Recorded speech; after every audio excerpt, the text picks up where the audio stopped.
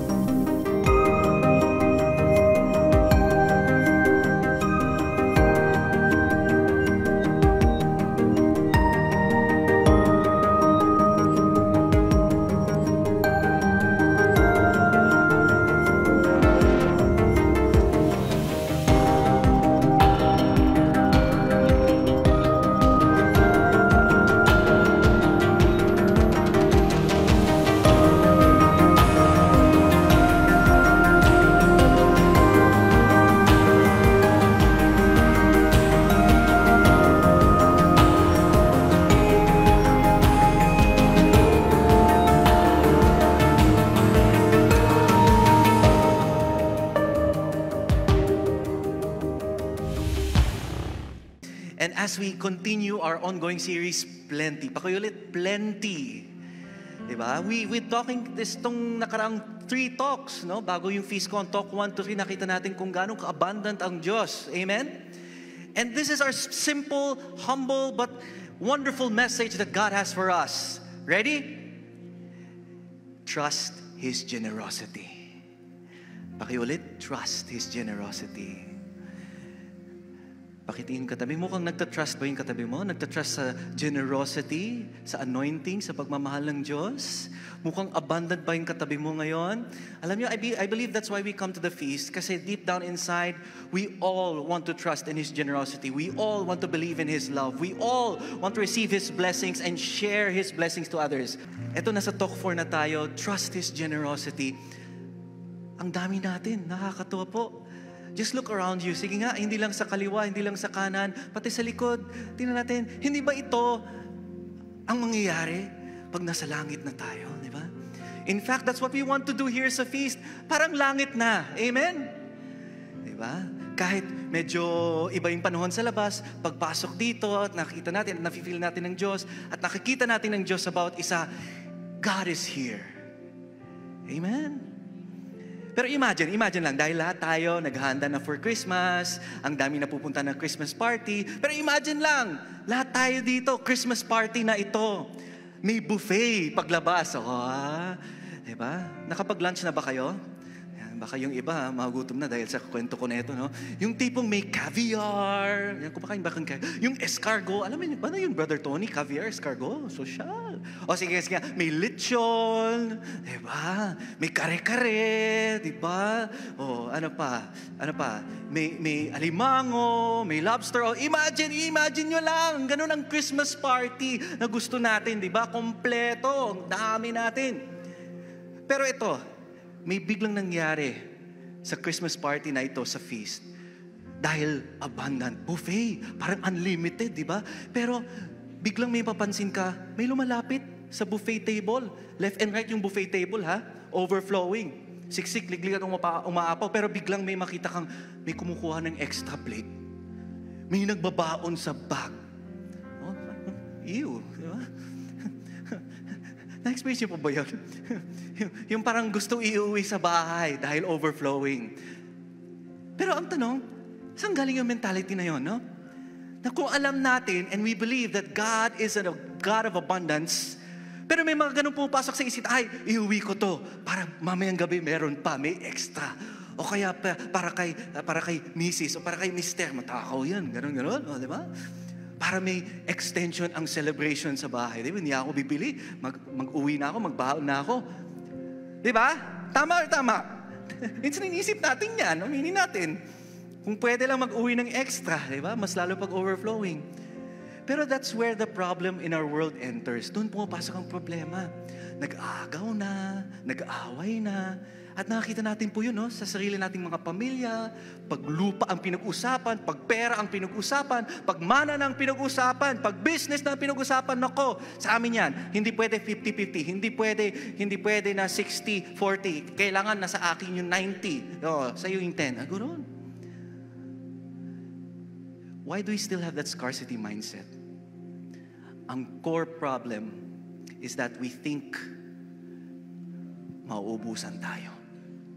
Pero dear friends, to Jesus, kay Jesus, pakisabi sa katabi, kay Jesus, ito, the world, the whole of creation is one big party, a feast. So welcome to the feast. Because the host of the party, ang Diyos, ay super, uber generous. Wala kayong mga kamay dyan? Baka hindi nyo lang gets. The host of the party that we want to experience, yung party na mga moments na experience natin dito sa mundo, but the party we look forward to sa langit, God is generous. Pakisabi sa katabi, God is generous. God is generous. And His generosity knows no bounds. Walang katapusan. Dear friends, ang problema natin bilang tao is that even if there's an abundance everywhere, at alam natin yan, we still scheme. We still struggle. Nag-aaway pa rin, nag-aagaw pa, we squabble. No? Natandaan nyo, naalala nyo nung pandemic, nung simula pa lang, kasagsagan ng pandemic, anong ginawa natin? Nag-hoard. Diba? Pumunta tayo sa grocery, talagang, naalala nyo pa ba yun? Ginawa nyo pa ba yun? So talagang feeling natin, naku, hindi tayo makakalabas ng bahay na ito, edi mag-ano na tayo, mag-hoard. Mas lalo, ang hino-hoard ng mga tao, tissue. Ginawa nyo pa ba yun?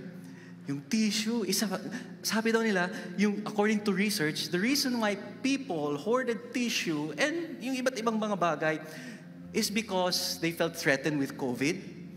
Dahil feeling nila, nako, nasa bahay lang tayo for the long haul. Baka magkaubusan tayo. Nako, sige, shopping tayo to the max. Yung iba, forward thinking sila, no? Very conscientious. Gusto nila organize, maayos. Pero either way, ang dami nating na-hoard. Tama, itaas ang kamay kung sino talagang nag-shopping spree nung pandemic. Yung totoo. Talagang kailangan, no, yung kompleto yung mga gamit, yung mga groceries, di ba? Pero this is what Jesus is telling us in the scripture today, no? Ito, iba talagang ang isip ni Jesus eh. Matthew 5:43-48. Sabi ni Jesus, we read together, "You have heard the law that says, love your neighbor and hate your enemy. But I say, love your enemies. Pray for those who persecute you. In that way, you will be acting as true children of your Father in heaven. For He gives His sunlight to both the evil and the good. And He sends rain on the just and the unjust alike. If you love only those who love you, what reward is that for you? Even corrupt tax collectors do that much. If you are kind only to your friends, how are you different from anyone else? Even pagans do that. But you are to be perfect, even as your Father in heaven is perfect. Wow! Pakisabi sa katabi, wow!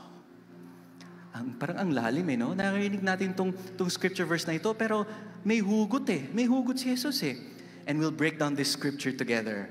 Sa scripture verse natin mula sa Matthew 5, may konting Bible study para maging mas malalim ang kaalaman natin dito sa scripture verse natin. Dito sa Matthew 5, ito yung Sermon on the Mount, kung saan binanggit ni Jesus yung blessed are the peacemakers, di ba? Ganun. Pero dito sa Matthew 5, sa Sermon on the Mount, 5 beses. Ilan? 5 beses binanggit ni Jesus, you have heard the law that says. Ganon, 5 beses niya binanggit yun. You have heard the law that says. So, ibig sabihin si Jesus, hindi yan haka-haka, hindi lang out of His own mind and inspiration, sinasabi niya itong mga teachings na ito. No, binabalikan niya yung law, yung batas, kasi alam niyang kausap niya mga Hudyo.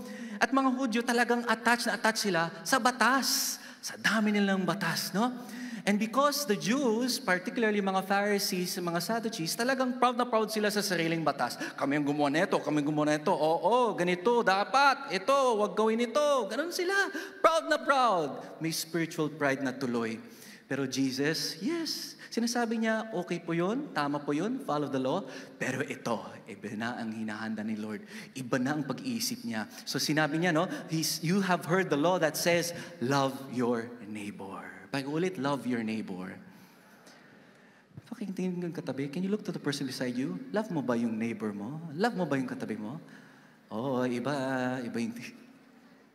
But God says, love your neighbor, and then binanggit niya, the law says, love your neighbor and hate your enemies. Pero, konting background lang, sinabi ba talaga ito sa batas, sa Old Testament, na hate your enemies? Yes or no? Wow, ang galing! No! Yan, yes, ang daming sumigaw. No. Hindi talaga sinabi dun sa Old Testament. Kung babasahin natin, hindi binanggit talaga hate your enemies. Ang pag-iisip kasi ng mga Hudyo, even back then, and hanggang ngayon, is parang eye for an eye, tooth for a tooth. Diba? Pag may ginawa kang mali sa akin, ako, giganti ako. Gusto kong ibalik yung mali na ginawa mo sa akin. Sino dito nakaka-experience ng heartache? Heartbrokenness. Aminin, lahat tayo. Di ba may moment talaga na umiyak ka? Bakit? Parang gusto mong gumanti, di ba? Gusto, sige, ginawa mo yan sa akin, gagawin ko din sa'yo. May mga ganun moments. Sana madapa ka bukas pag nakita tayo. Sana magkasakit ka. Yung mga ganun, aminin. Kahit hindi natin binaverbalize, pero iniisip natin. Di ba? Mas lalo ngayon, Christmas. Di ba? Traffic. Nako! Pag nagdadrive tayo, biglang may magkakat sa harap. Gusto mong businahan no? Talagang, as a driver, yan ang temptation ko. Ang hirap pagkatabi ko ang aking misis, siya ang naging SpongeBob ko. No? Parang may trigger ako But I realize, kailangan patience. Feast builder ka. Nako, paano pag yung nag-cut sa'yo ay feaster din? Nako, hirap. Diba? Kailangan talaga. Ingatan sarili. Lord, mabuti naman. Nagsaserve ako sa'yo sa community. Pero tama, no? Hindi talaga binanggit sa Old Testament na hate your enemies.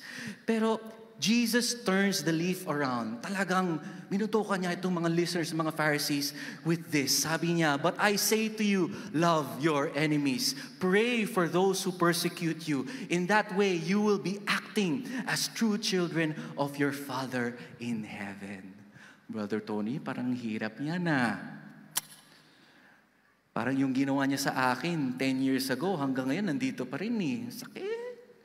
May question ako. Okay lang po ba? Pwede ako mag-heart-to-heart talk sa inyo? Ito ang question ko. Do you pray for your enemies?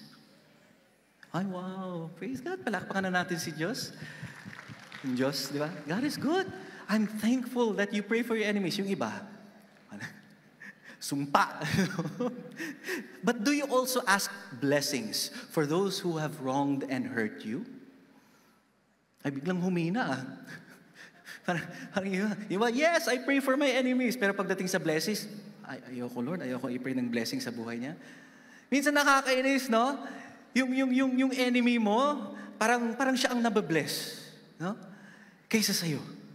Naku, doon po pasok na yung comparisonitis. Lord, bakit siya may ganun? Ako, wala. Nangyari po ba yun sa inyo?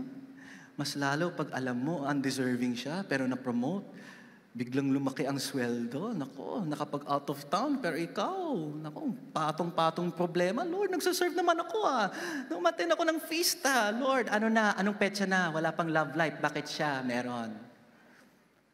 Ganon ba? And it's human. Pero alam nyo, when you experience that, ask me what?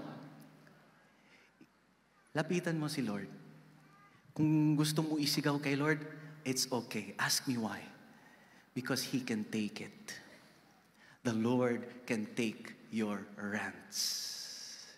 Pero pagkatapos ng rant mo, tahimik na. Pakinggan mo, ano bang message niya? Minsan si Lord, tahimik lang yun pero mafe-feel mo, nihiyakap ka niya. Amen? Palakpakan natin si Lord. Amen? Balikan natin yung scripture. Matthew 5:43-48. Sabi ni Jesus, "For He gives His sunlight to both the evil and the good. And He sends rain on the just and the unjust alike." Parang ang hirap tanggapin neto Parang just ba ang Lord? Fair ba si Lord kung ganon? Bakit pati yung masamang tao, nababless pa niya? Di ba pag nakita natin, mababless yung mga ibang tao, sa loob-loob natin, parang may gustong sumigaw. Hindi pwede. Dapat wala siyang blessing. Sa akin dapat yun Sometimes, something in us cries out, bad things should happen to bad people. They must suffer the consequences and be punished. Mas lalo kitang-kita kung anong ginawa nilang mali. Bakit sila nakaligtas, no? They can get away with it. Sino dito nakanood ng Avengers movie? Yung una, Avengers 1. Sige nga, mga Marvel fans out there, di ba? Kung napanood nyo, di ba? Talagang, kung fan na fan kayo ng Marvel movies, ng cinematic universe ng Marvel, talagang, wow, ang gandang galing. Tapos yung biggest enemy dun ay si Loki, no? Siyempre, pasaway itong si Loki Pero naalala nyo yung huling eksena kung saan kalaban ni Loki na si Hulk? Diba? Naalala niyo yung eksena na yun? Na hinahampas-hampas ni Hulk si Loki? Diba? Parang, ano yung naramdaman nyo nung nakita niyo yung eksena na yun? So, buti nga sa'yo, Loki! So, yun ang naramdaman ko Buti nga kay Loki. Talagang makita mo no? Pag! Talagang, wow! Grabe yun Isn't that what we also wanted for others? Parang, kung pwede lang hampasin yung tao, that human side. And we think that we can take on God's responsibility of being executioner instead of being His blessor. Question. Okay lang po ba? How many of you have applied to be God's executioner? Wala kang ginagawa pa, wala kang sinasabi, pero sa isip pa lang Dapat itong tao na to, wala dito Dapat, naano na siya Wala na. Mga ganun. Imagine ulit, may office mate ka. Talagang alam mo, hindi siya churchgoer, no? Chismosa, no? Sinungaling, no? Mahilig magbura. Pero ikaw, no? Talagang following by the rules, religious, umattend ng feast, nagpa-pray every day, nagbabasa ng Bible. I'm not saying those things are wrong, pero tuwing araw-araw nakita mo tong office mate na to, parang okay ito Parang araw-araw may bagong shoes, may Louis Vuitton na bag, di ba? May Jimmy Choo na sapatos, di ba? Parang iba-ibang suot niya araw-araw. Tsaka makita mo sa Instagram feed niya, kahapon, kasama lang kami sa office, ngayon, nasa Boracay. Kasama ang boyfriend. Siguro, tuwing inaano mo, sinestock mo yung account niya, Lord, siguro tanggap ko naman na mayaman to. Okay, sige, pwede. Executive siya. Okay. May bagong sapatos na naman. Ang daming pinost. Okay. Pero Lord, hindi pwede na may boyfriend siya. Akong wala. Lord, sana. Diba? And we always think that God is shortchanging us. No? Pero here's the thing, dear friends. When God blesses us, we don't deserve it. Yan ang isip natin. When God blesses us, we don't deserve it. Amen? He's being generous. Amen? But when God blesses others who don't deserve it, He's being unfair. Ganun po ba ang isip natin minsan? Tama? Parang unfair si Lord. Pero balikan natin ang scripture because even if God is blessing others to our perception unfairly, God loves us still. Amen? God loves every sinner. Amen? God shines His love on the good and the bad. Amen? Palapakan natin si Lord. Amen? Every sinner, tayo din makasalanan. Aminin natin. We also have our shortcomings. Tayo din may mga sarili nating faults, failures, weaknesses. But still, God blesses us. So if God is blessing the others, ganun din ang Diyos. Kasi super, uber generous talaga siya. Amen? Diba? Nakikita niyo po ba kung gaano ka-generous si Lord? Diba? Even if with the bad and the evil, He's still blessing them. Balikan natin ang scripture, no? Kasi may higher calling talaga tayo. Ito, Jesus tells, if you love only those who love you, what reward is there for that? Even corrupt tax collectors do that much. If you are kind only to your friends, kung sa mga kaibigan mo lang, sa mga minamahal mo lang, mabait, mapagmahal, how are you different from anyone else? Even pagans do that. Pakisabi sa katabi, you have a higher calling. Sige nga, baka tulog na yung katabi mo. Pakigising, pakisabi, you have a higher calling. Uy! Higher calling! And the higher calling is the call to love life God. Put your hand over your chest and say with me, God calls me to love like Him. To love like Him. Totoo po yan. Ito, mas lalo sa last line where God calls us to be perfect. Pakiulit, perfect.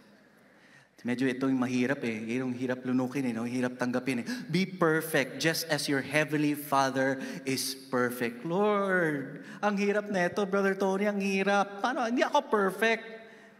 Amen? Pero ito balikan natin yung scripture and the original definition. Kung anong ibig sabihin ng perfect? Ang perfect sa salitang Griego is teleoi. Pakiulit, teleoi. Okay, pakitingin yung katabi. Teleoi. Teleoi. Ang ibig sabihin teleoi, without gap. Walang space. Hindi bungi. No, kompleto, whole, buo. And that's what God is calling us to be, whole. Question. Okay lang po ba? Okay. Do you want to be whole and perfect? Ang ilan lang sumasagot Do you want to be whole and perfect?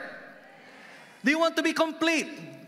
Do you want to be full of God's love and mercy and forgiveness and healing and abundance? Ito, love your enemies. Oh, hirap, Brother Tolly. Kasi ganun ang Diyos. That's how God is perfect. That's how He is whole. That's how He is complete. Kasi yung love niya ay siksik, liglig, at umaapaw. Walang discrimination, walang condition. In fact, yung pagmamahal ng Diyos sa mga masamang tao is because He hopes and looks forward to the day na itong masamang tao na ito mamamulat yung sarili niya sa pagmamahal na sobrang grabe, Lord. Magbabago na ako dahil sa pagmamahal mo. Hindi ba yon ang nangyayari sa feast? Aminin natin, we were our worst selves before bago tayo pumasok at nagsimula dito sa feast. Amen? I believe, nangyari kasi ito sa akin Yung una, I would follow my own life, yung gusto ko, yung preference ko, di ba? Mas lalo nung single ako, sige, go, party, labas dito, labas doon, okay, sige. Kung mag-i-invite ng inuman, go, di ba? Ako, ingat po sa mga Christmas parties hinay-hinay, okay? Pero dati, ganun ako. Pero when I came and started serving in the feast, na-realize ko, oh my gosh, OMG, parang I'm wasting my life by indulging in myself. That's why hanggang ngayon, ang daming nangyayari sa mundo. Yung mga gera ngayon, dahil, amin ito. This is for me. Yung lupa na yan, para sa amin ito. Dapat, we have to fight for our pride, fight for ourselves, defend, attack. Yan tuloy. Dahil inunahan natin si Lord, we fail to trust in His generosity, ano nangyayari?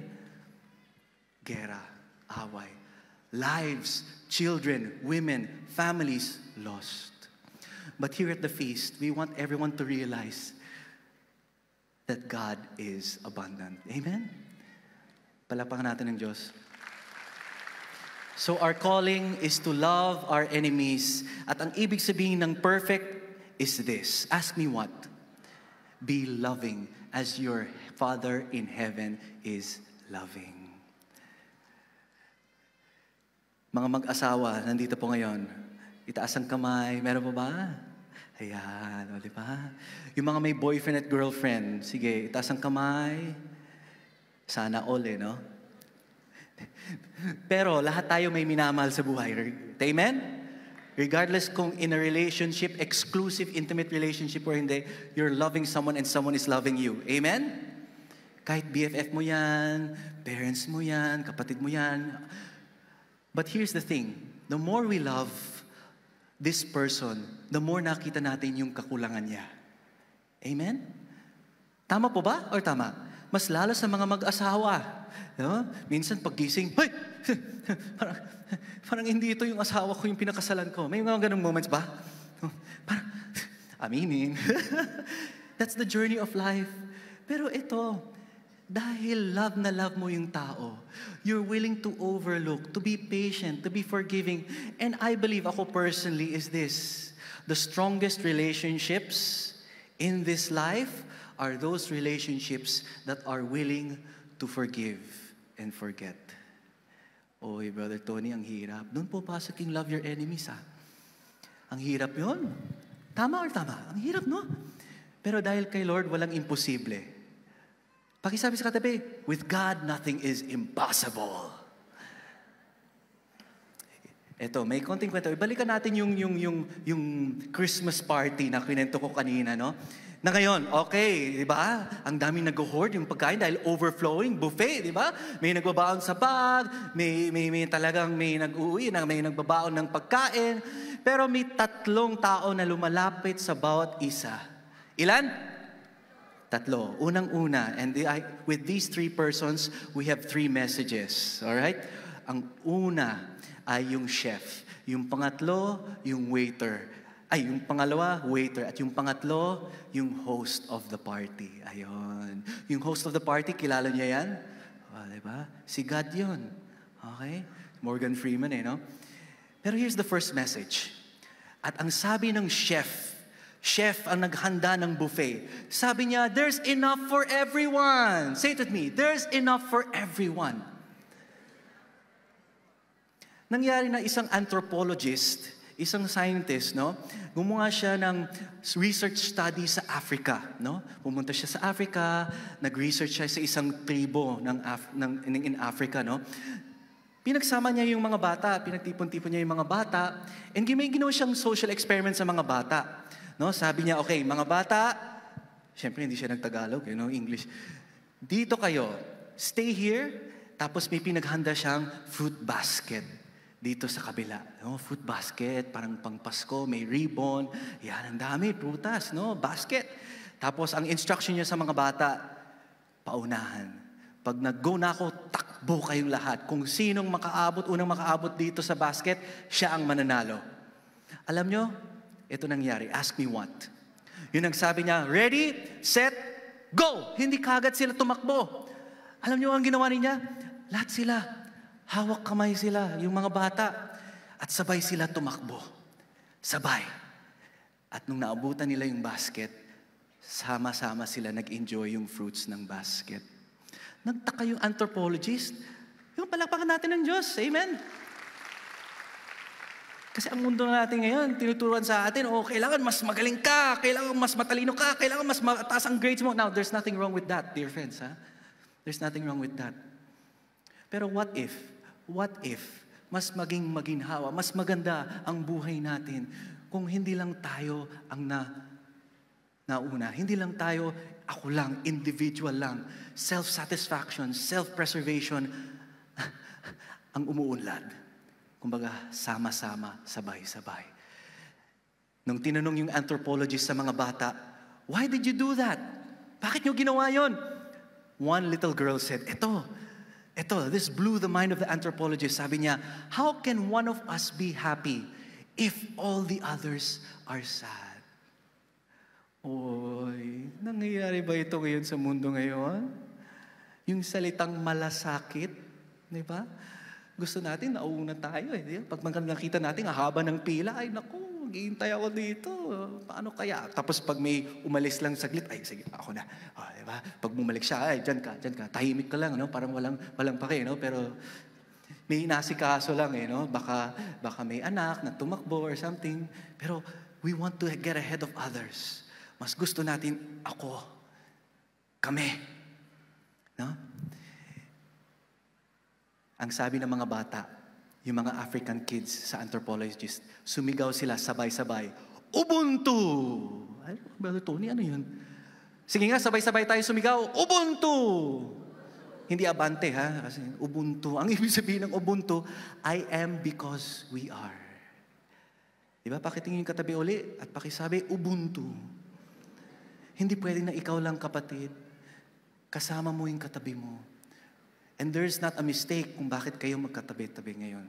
Kung sino man ang katabi mo. There's a purpose why you're here. There's a purpose why you're watching online right now. There's a purpose why you're attending the feast. Because God wants you to go ahead with others. Sama-sama, sabay-sabay, hawak kamay. Amen? So can we practice that now? Okay lang ba? Pakihawak ang katabi, yung kamay. Okay, huwag mahiya. Okay lang ngayon. Practice lang yan. At pakisabi sa katabi, sama-sama tayo. Sabay-sabay tayo. Lumapit kay Lord. At si Lord ang fruit basket natin. Amen? Wow! Oo nga pala, hindi lang regalo, hindi lang party, hindi lang lechon, hindi lang buffet. Pero si Lord ang purpose ng Pasko. Siya ang purpose ng buhay natin. That's why napakaganda na sa community tayo because life is about belonging to a community. Belonging to a place where people come together and serve that community. Mag-serve. I pray that you serve in a community. Amen? So I invite you that you serve here at the feast. Hindi lang uma-attend. Alam nyo, nung first time uma-attend ako, first time ko marinig si Brother Bo Sanchez, ito pala, yung mamang na nag-author ng How to Find Your One True Love. Yan, itong talagang nag-inspire sa akin. Itong preacher na to, Catholic-like preacher. Akala ko mga pari lang pwede mag-preach. Yung pala, pwede din mga lay. And every time I would listen to Brother Bo, may nangyayari sa sarili ko. Parang, hindi pwede na nakaupo lang ako. Hindi pwede lang ako attend lang. Kailangan mag-serve ako. E di, nagkaroon ng ministry fair sa feast sa PICC noong 2012, no? Tagal, 2012. Nag-sign up na ako. And from then on, nung sumali ako, first ministry ko, bilang actor ni Brother Bo. Sabi ko, Lord, yes, gagawin ko to para sa'yo. And that from that time on, boom. Grabe si Lord.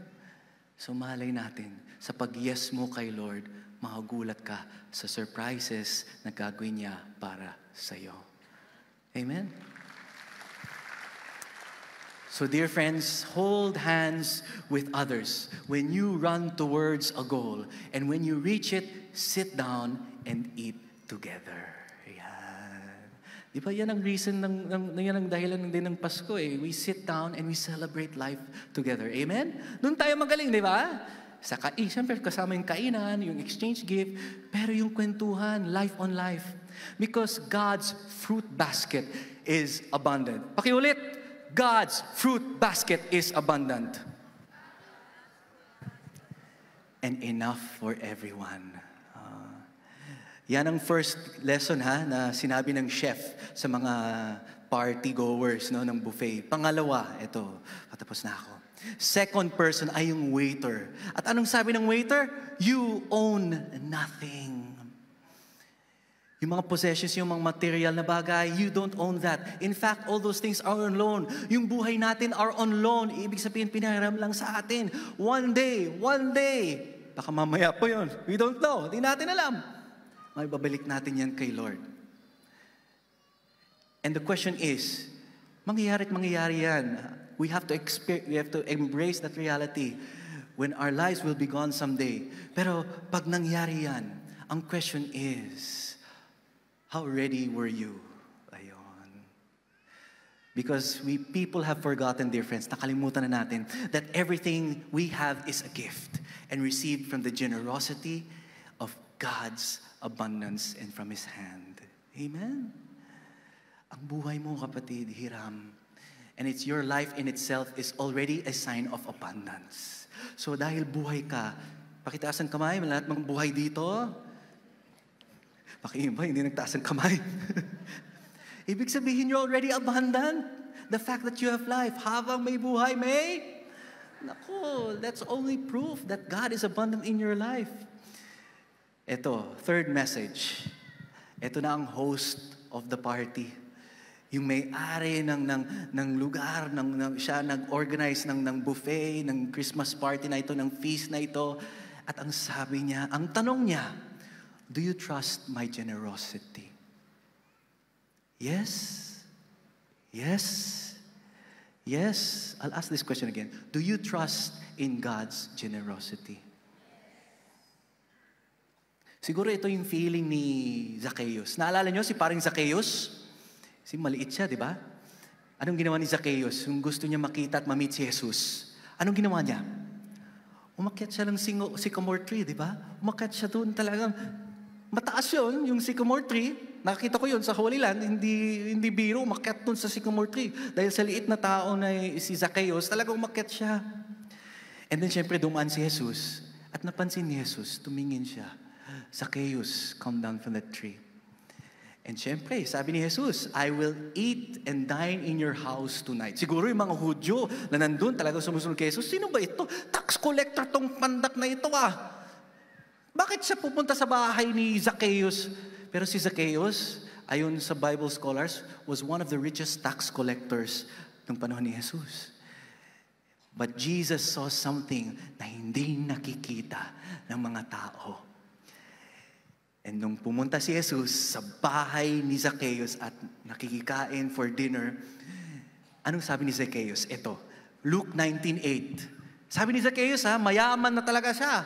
Talagang he could have kept for his own. Pero sabi niya, I will give half my wealth to the poor. And if I have cheated people on their taxes, I will give them back 4 times as much. How many times? Ay, grabe, edi kung may utang siya na 100,000 pesos, 400,000 ibabalik niya. Kaya niyo ba yun?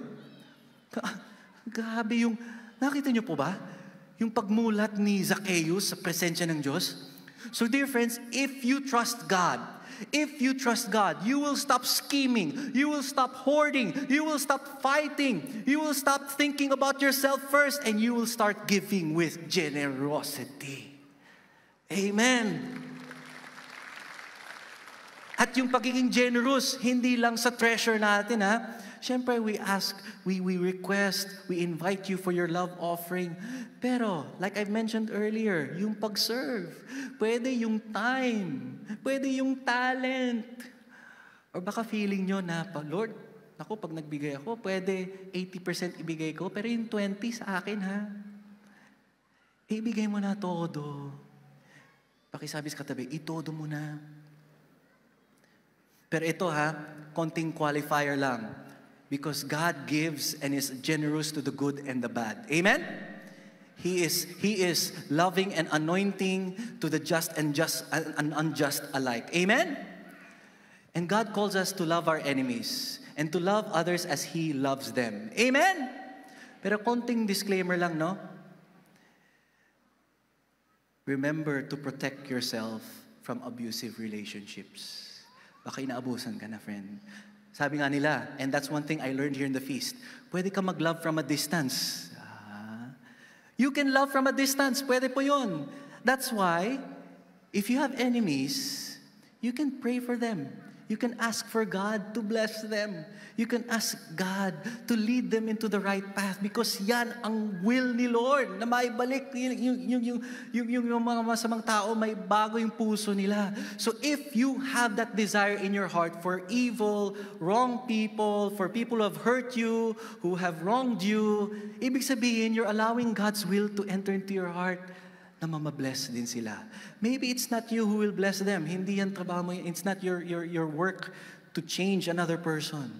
Si Lord na ang gagawa niyan. Amen? Palakpakan natin si Lord. Pero ito, my last question. Do you want to be reminded of His abundance? Yes or yes? Simple lang. Be grateful. Be grateful. Sige nga, as we come to a close, pwede tayo sit up straight, breathe in, breathe out. One more time, breathe in, breathe out. Ngayon, I invite you to close your eyes. Huwag kayo matulog, ha? But think for a moment, for the next 10 to 15 seconds, think of one thing that you are thankful for today.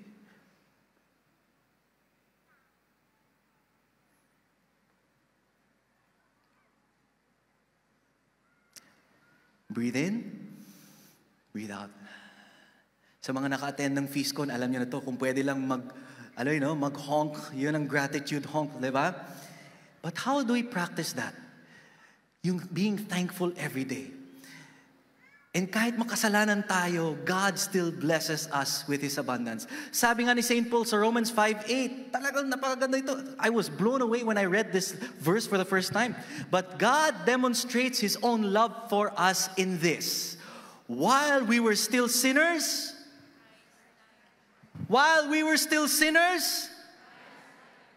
imagine, kahit nagkakasala tayo, God still loves us.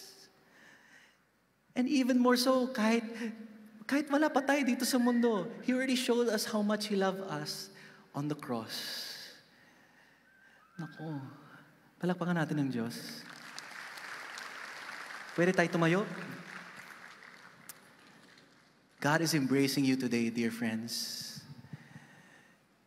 Sometimes we hear this all the time sa feast. Trust His generosity. Trust His in abundance. Pero sa totoo lang, how many of us truly do that on a daily basis? Mas lalo feeling natin may kulang, bitin, may katapusan. Pero kahit yung mga bagay-bagay sa mundo may katapusan, God still overflows. And there's a reason why He allows things to come to an end. Ask me why. It's because, yes, be thankful for the wonderful things you have in your life, your family, health, relationships, providence. Pero lahat yan may katapusan, may hangganan. And the reason why God allows that is because He is reminding us, at talagang nasa buhay natin, di ba? Parang gulong ng palat, di ba? Parang paikot-ikot ng buhay. But God is telling us that there is something more. There is something eternal. And you're meant to experience my presence fully. Not just in this world, but in the life to come. Amen. Baka kala natin, ito na. Buhay. This is it. Yes, we experience heaven here, and we're meant to bring heaven here on earth. And Jesus is approaching us right now, dear friends, brothers and sisters, with His hands on the cross, telling us, yes, mahirap ang buhay. May mga struggles, may mga challenges, may mga pains. Darating at darating talaga yan. Sometimes magugulat ka lang, akala mo, ready ka na. Akala mo, tapos na, pero may panibagong struggle.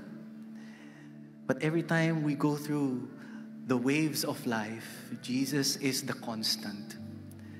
Kanina I asked you to think, to imagine, one thing that you're grateful for. How many of you here, in your mind kanina, were thankful for Jesus? Amen, amen, amen, amen, amen. Alam mo, sometimes when I look at my life, Lord, dapat ngayon, ganito ako. Lord, dapat ganito, may ganito na ako. May mga pupasok sa isip ko, mas lalo pag may pressure, di ba? Societal pressure, family pressure, the pressure of the demands of service, minsan. Parang dapat ganito, ganun. But then when I say, Lord, buhay ako. You're here with me. And all the more so, nagaling ako ng Holy Land nung nag-start yung gera. Sabi ko, Lord, thank you, Lord. Buhay ako. At that moment, di ko alam kung makakabalik ako Pilipinas eh. Hindi ko alam kung makaalis makalalabas ako ng Jerusalem at that time. Kasi at that moment, di mo alam kung ano mangyayari. Tatamaan ba yung hotel namin? Is this the end?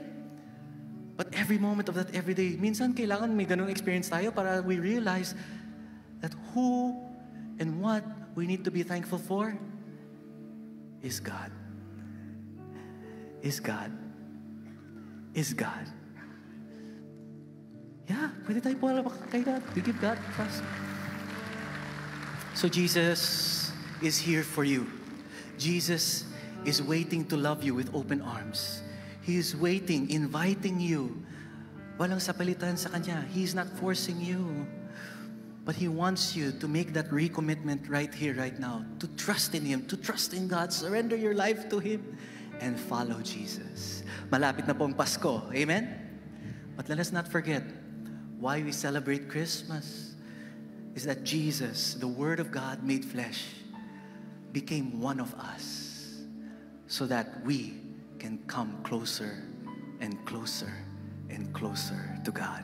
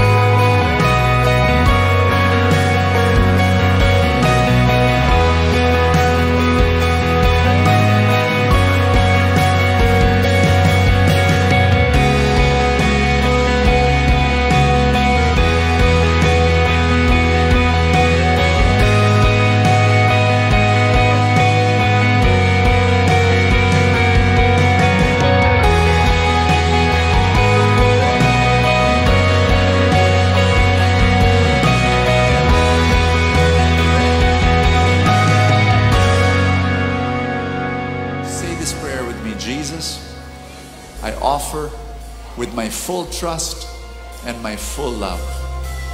And I believe you will bless me more so I can give more. In Jesus' name, amen.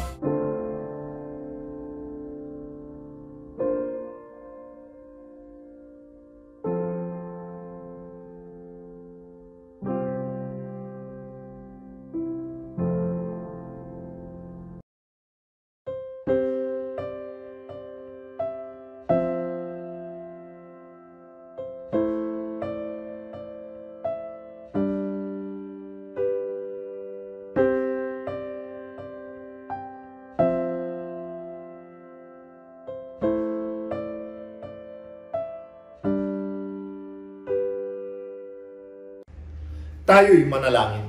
Sa ngalan ng Ama at ng Anak, ng Espiritu Santo. Amen. Mahal naming Ama sa langit, kami po ay nagpupuri at nagpapasalamat sa isa na namang pagkakataon na kami muli mong tinipon at tinawag upang makinig sa iyong salita. Ipinapanalangin ko ang lahat na ngayon natitipon sa ginanap na feast light na ito.